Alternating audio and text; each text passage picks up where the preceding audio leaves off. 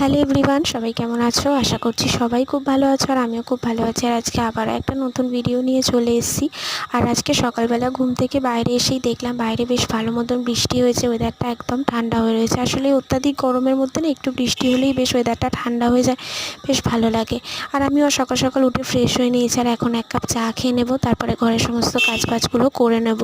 আর ওদিকে মোটামুটি রেডি হচ্ছে, ও অফিসে বেরিয়ে যাবে তাড়াতাড়ি করে। তো চলো চাটা খেয়ে নিই, তারপরে ঘরের সমস্ত কাজবাজগুলো করা যাবে। আর আমি বেশ দুদিন ধরে তোমাদের সাথে কোনো ভিডিও শেয়ার করতে পারছিলাম না, একটু ব্যস্ততার কারণেই। তো আমি এবার থেকে চেষ্টা করছি তোমাদের সাথে রোজ একটা করে ভিডিও শেয়ার করার।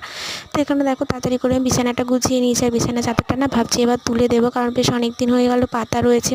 আসলে সেরকম একটা নোংরা হয় না বলে না তোলাও হয় না। তো আজকে ভাবছি তুলে দেবো, আজকে আর তুলবো না, কালকে তুলে দেবো। তো এখানে ঘরের সমস্ত কাজবাজগুলো করে নিই। এখন এই কৌটোগুলো না ভালো করে পরিষ্কার করেছিলাম। আর এই টেবিলের ঢাকাটা আজকে একটুখানি চেঞ্জ করেছি। আগে একটা পাতা ছিল, সেটা না বারবার উড়ে যাচ্ছিলো হাওয়াতে, একটু হালকা ছিল বলে। তাই আজকে এটা চেঞ্জ করে অন্য একটা পেতে দিয়েছি আর ওটা কেচে দিয়েছি। আর তোমরা যারা যারা আমার এই ভিডিওটা দেখছো, তোমরা প্লিজ আমার চ্যানেলটা একটুখানি সাবস্ক্রাইব করে দিও, আমার ভিডিওগুলোতে লাইক করো, অবশ্যই একটা করে কমেন্ট করো। আর দেখো সমস্ত কাজবাজ করতে এত লেট হয়ে গেছে, আমি তো পুরো গরমে ঘেমে গেছিলাম। আর এখন যাব স্নান করতে, স্নান টান করে তারপরে ঘরের পুজোটা দিয়ে নেব। আর আমাদের বাড়িতে কিছুদিন পরেই রয়েছে একটা অনুষ্ঠান, তো সেটা কি তোমরা ভিডিওর সাথে জানতে পেরে যাবে পরে, আমি তোমাদের সাথে সেটা শেয়ার করব। তো স্নান করার পরে দেখো এখন পুজোটা দিয়ে নিয়েছি, আর তারপরে এখানে হনুমান চালিসাটাও পাঠ করে নিয়েছি। আর আজকে না পুজো দিতে বেশ অনেকটা বেলা হয়ে গেছিলো। মায়ের ওদিকে রান্নাবান্না সমস্ত কিছুই হয়ে গেছিলো, মা গেছিলো একটু দিদির বাড়িতে।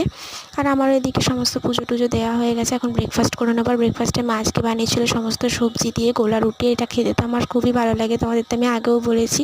তো ওটাই সস দিয়ে খেলাম। আর আগের দিনে ডান্স বাংলা ডান্সেরটা বাকি ছিল শোটা দেখা, তো সেটাই একটুখানি দেখে নিচ্ছিলাম ব্রেকফাস্ট করতে করতে। বাড়িতে একাই ছিলাম, তাই ভাবলাম একটুখানি টিভি দেখেই সময় কাটাই, সেরকম খুব একটা কিছু করার ছিল না।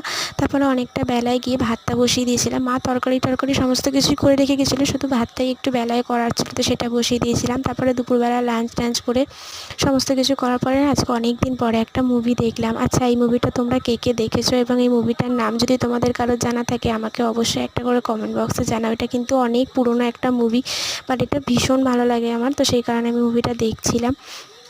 তো জানি না তোমরাও হয়তো অনেকে দেখেছো, যদি জেনে থাকো অবশ্যই আমায় কমেন্ট করো। তারপরে সন্ধ্যেবেলা ও আসার পরে এখানে চা নিয়ে চলে এসে দুজনে এখন গল্প করতে করতে একটু চা খেয়ে নেবো।